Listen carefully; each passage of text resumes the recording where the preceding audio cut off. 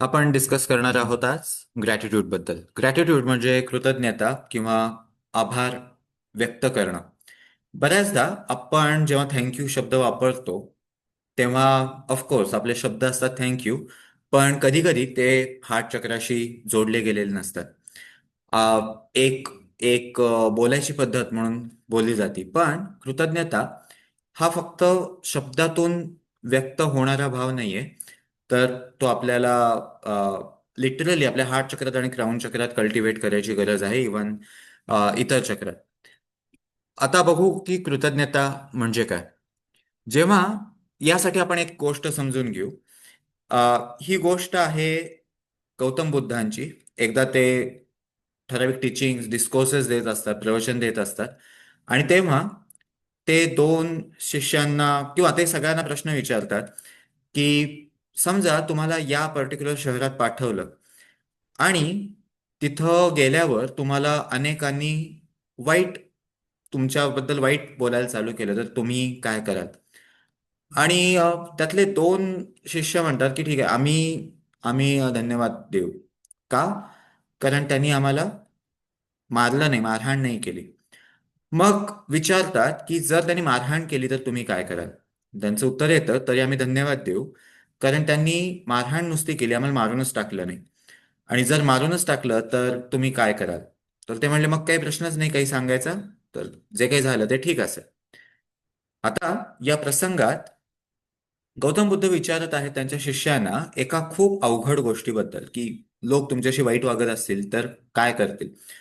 पण हे दोन पर्टिक्युलर शिष्य त्यांनी स्वतःची विचार क्षमता, विचारशैली या पद्धतीने डेव्हलप केलेली आहे की त्यांना जास्त हे दिसत आहे की काय चांगलं आहे आणि जे घोळ आहे ते कमी दिसत आहे. आता हे प्रॅक्टिकली आपल्याला शक्य आहे का? हा पहिला प्रश्न. दुसरा प्रश्न हा की हे प्रॅक्टिकल तरी आहे का? किंवा जर असेल तर त्याचा उपयोग काय?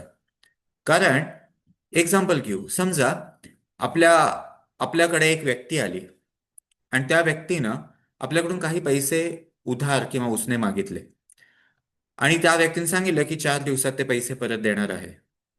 4 दिवसांनी ती व्यक्ती परत आली, पण जी अमाऊंट घेतली होती त्यातलं फक्त 20% परत दिले आणि 80% दिलेच नाही.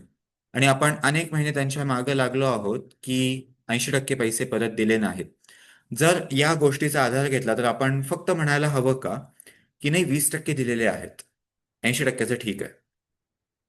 असा कृतज्ञतेचा अर्थ आहे का? मला वाटतं असं नाहीये.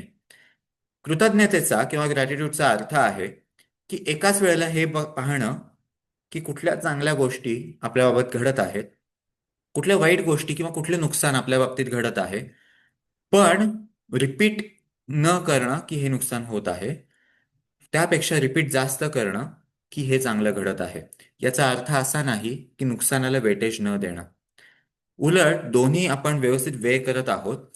पण जर आपल्याला मनात काहीतरी रिपीट करायचंच आहे, तर आपण हे का करायचं की हे नुकसान होत आहे?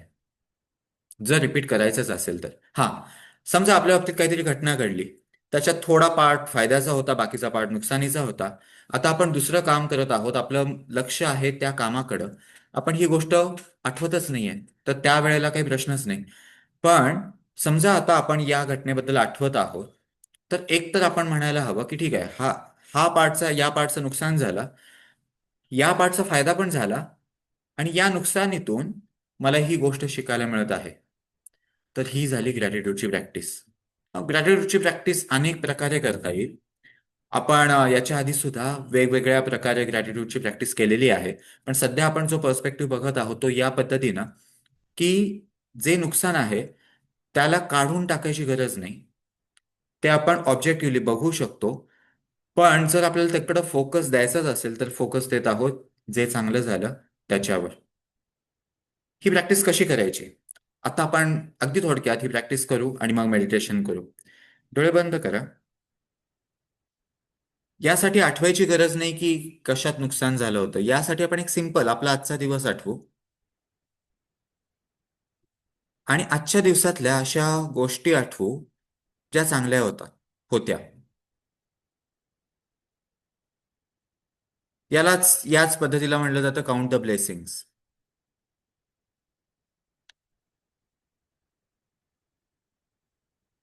आजच्या दिवसात ज्या गोष्टी चांगल्या झाल्या त्या आपण आठवू, आणि ज्या गोष्टी फारशा चांगल्या झाल्या नाहीत त्या सुद्धा आठवू.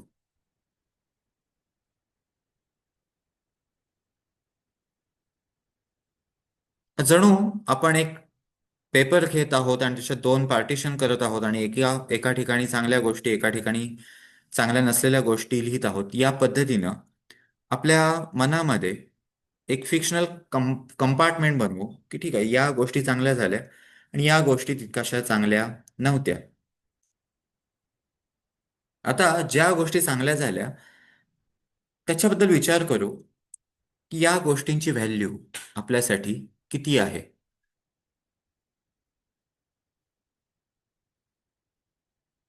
आता महत्वाची गोष्ट, डोळे तसेच बंद असू दे, जीभ टाळायला लावा. या ज्या चांगल्या घटना घडल्या त्यातली एक कुठलीही गोष्ट आठवा जी व्हॅल्युएबल आहे, जी खरंच चांगली आहे.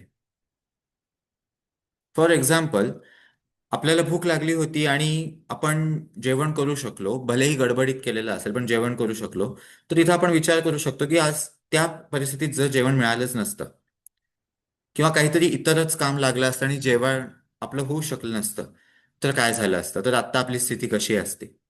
आणि मग आपोआप आपल्याला जाणवेल की या छोट्याशा वाटणाऱ्या किंवा दुर्लक्ष कराव्या वाटणाऱ्या घटनेची व्हॅल्यू खरं तर जास्त आहे. त्या घटनेकडे बघूया. स्माईल.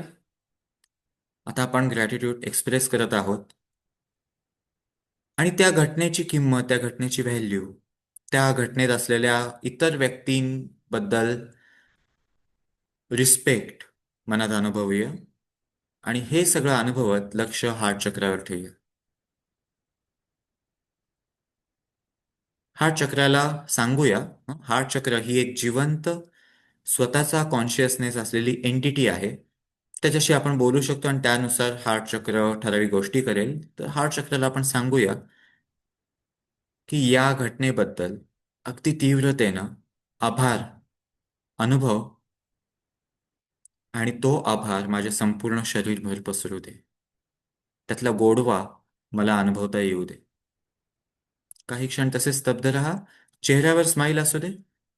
कितीही मेकॅनिकल असलं तरी हरकत नाही, पण चेहऱ्यावर स्माईल असू दे. आणि कल्पना करा, आपलं हार्ट चक्र जणू एका फुलासारखं उमलत आहे, आणि त्यातून खूप गोड गुलाबी प्रकाश बाहेर पडत आहे. तो संपूर्ण शरीरभर पसरत आहे. आणि मनात म्हणा की मी ग्रॅटिट्यूडनं भरून गेलेलो आहे.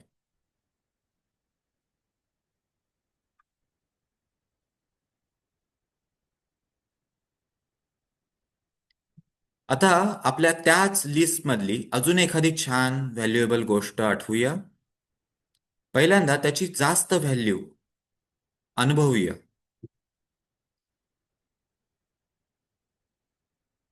एक्झाम्पल, की पाऊस सुरू होत आहे पण आत्ता आपण घरात आहोत सेफली. तर ही वाटताना छोटी वाटणारी गोष्ट असू शकते, पण आपण विचार केला की समजा आता आपण बाहेर असतो आणि आपल्याला मेडिटेशन करायचं होतं पण आपण पावसात अडकलो असतो तर काय झालं असतं.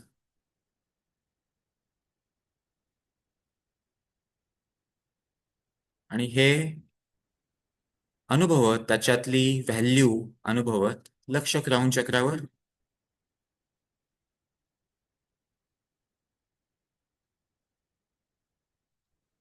क्राऊन चक्र सुद्धा उमलू दे. क्राऊन चक्राशी बोलूया. मला ग्रॅटिट्यूडनं, कृतज्ञतेनं, आभारानं भरून जाऊ दे. कल्पना करूया, आपल्या क्राऊन मधून सोनेरी प्रकाश बाहेर पडत आहे, तो सगळीकडे पसरत आहे आणि आपल्याला खूप छान वाटत आहे. इनहेल, श्वास घ्या. लक्ष श्वासाकडे असू दे. एक्सेल, श्वास सोडा. श्वास घ्या. श्वास सोडा. श्वास घ्या. श्वास सोडा.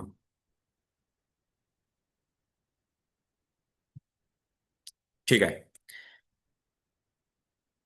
डोळे उघडा. आता जी आपण प्रॅक्टिस केली ती एक प्रकारची ग्रॅटिट्यूड प्रॅक्टिस आहे.